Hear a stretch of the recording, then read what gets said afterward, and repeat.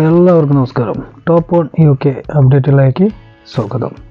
ഇന്ന് നമ്മൾ പറയാൻ പോകുന്നത് 2025 ജൂലൈ 22 മുതൽ പ്രാബല്യത്തിൽ വരുന്ന ചില പ്രധാന വിദഗ്ധ തൊഴിലാളി വിസ അപ്ഡേറ്റുകൾ UK സർക്കാർ പ്രഖ്യാപിച്ചിരിക്കുന്നു.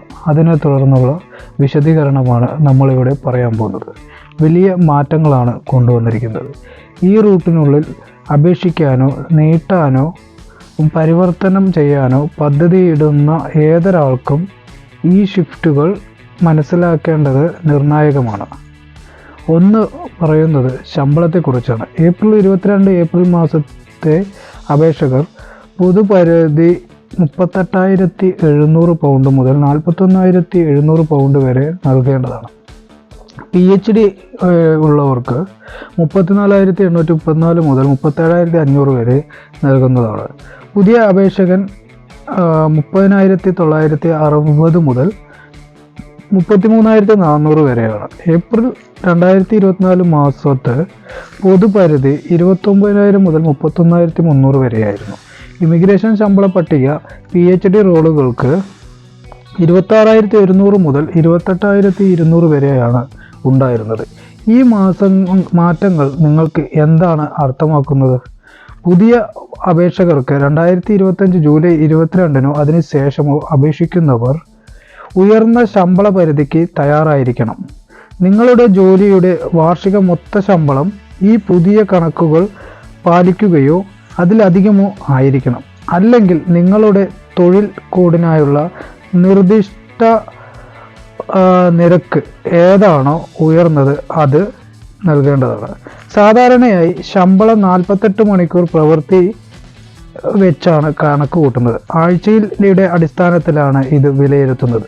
പുതിയ അപേക്ഷകർക്കായി പല തൊഴിൽ കോഡുകളും പുനഃവർഗീകരിക്കുകയോ പരിമിതപ്പെടുത്തുകയോ ചെയ്യുന്നുണ്ട്. നിലവിലുള്ള സ്കിൽഡ് വർക്കർമാർക്ക് 2025 ജൂലൈ 22 മുമ്പ് തുടർച്ചയായ അനുമതിയോടെ നൽകാവുന്നതാണ്. പുതിയ അപേക്ഷകർക്ക് ഇനി പൊതുവെ ലഭ്യമല്ലാത്ത ചില തൊഴിൽ കോഡുകളിൽ പട്ടികകൾ 1A, 2AA, 3A നിങ്ങൾക്ക് സ്പോൺസർ ചെയ്യുന്നത് തുടരാം. ഇത് നിങ്ങളുടെ നിലവിലുള്ള വിസ റൂട്ടിന് ഒരു തുടർച്ചാ നിലവാരം നൽകുന്നുണ്ട്. എന്നിരുന്നാലും 2025 ജൂലൈ 22 അതിനുശേഷമോ നിങ്ങൾ ഒരു വിപുലീകരണത്തിന് അപേക്ഷിക്കുമ്പോൾ നിങ്ങൾ പുതിയ ശമ്പള പരിധിക്ക് വിധേയമായിരിക്കും.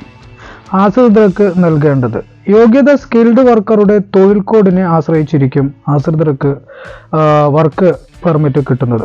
അനുബന്ധം സ്കിൽഡ് വർക്കറുടെ തൊഴിൽ കോഡിൻ്റെ പട്ടിക 1, 2, 3 റോൾ ലിസ്റ്റ് ചെയ്തിട്ടുണ്ടെങ്കിൽ സാധാരണയായി അനുവദിക്കുന്നതാണ്. 2025 ജൂലൈ 22 മുമ്പ് അനുമതി നൽകുകയും തുടർന്ന് നിലനിർത്തുകയും ചെയ്തിട്ടുണ്ടെങ്കിൽ ആശ്രിതർക്ക് ഇപ്പോഴും അപേക്ഷിക്കാവുന്നതാണ്. 2024 മാർച്ച് 11 മുമ്പ് അംഗീകരിച്ച പഴയ SOC 2010 കെയർ റോളുകൾ 6,145, 6,146 പട്ടിക പ്രകാരം നിലനിൽക്കുന്നു. എല്ലാ സാധ്യതകളും പരിശോധിക്കാവുന്നതാണ്. PhD തിരഞ്ഞെടുത്ത തൊഴിലാളികളിൽ പ്രസക്തമായ PhDകൾക്ക് ഇപ്പോഴും കുറഞ്ഞ ശമ്പള പരിധിക്ക് യോഗ്യത ലഭിച്ചേക്കാം. ഇമിഗ്രേഷൻ ശമ്പള പട്ടിക ISL കുറഞ്ഞ ശമ്പള നിരക്കുകൾ വാഗ്ദാനം ചെയ്യുന്നു എന്നുള്ളതാണ്. പക്ഷേ 2026 ഡിസംബർ 31 പല റോളുകളും നീക്കം ചെയ്യും എന്നും അറിയിക്കുന്നു. കെയർ വർക്കർമാർ 2028 ജൂലൈ 22 വരെ തുടരുവാനുള്ള സാഹചര്യവും ഒരുക്കുന്നുണ്ട്. താൽക്കാലിക ഷോർട്ട് ലിസ്റ്റ് ചില ജോലികൾ താഴ്ന്ന പരിധിക്ക് യോഗ്യത നേടുന്നുണ്ട്. പക്ഷേ ഡിസംബർ 31 മുമ്പ് COS നൽകണം 2026 ആകുമ്പോഴേക്കും എന്നാണ് പുതിയ റിപ്പോർട്ട് നൽകുന്നത്. കെയർ വർക്കർമാരുടെ പുതിയ അപേക്ഷകൾ പ്രധാനമായും എക്സ്റ്റൻഷനുകൾക്ക് മാത്രമായി പരിമിതപ്പെടുത്തിയിരിക്കുന്നു. COS ഇഷ്യൂ തീയതികൾക്ക് മുമ്പ് സ്പോൺസേഴ്സ് 3 months+ മാസത്തെ ജോലി ചെയ്തിരിക്കണം. അപേക്ഷകൾ 2028 ജൂലൈ 22 സമർപ്പിക്കുകയും വേണം. ഇങ്ങനെയാണ് പുതിയ നിയമത്തിൽ വന്നിരിക്കുന്ന മാറ്റങ്ങൾ. അതുകൊണ്ട് തന്നെ ഈ പുതിയ നിയമങ്ങൾ പരിശോധിച്ച് വേണം നിങ്ങൾ ഇനി നിങ്ങളുടെ വിസ മാറ്റങ്ങൾ വരുത്തുന്നതും നിങ്ങളുടെ ജോലി സാധ്യതകൾ തേടേണ്ട ഒരു സാഹചര്യമാണ് ഇന്ന് UKയിലുള്ളത്.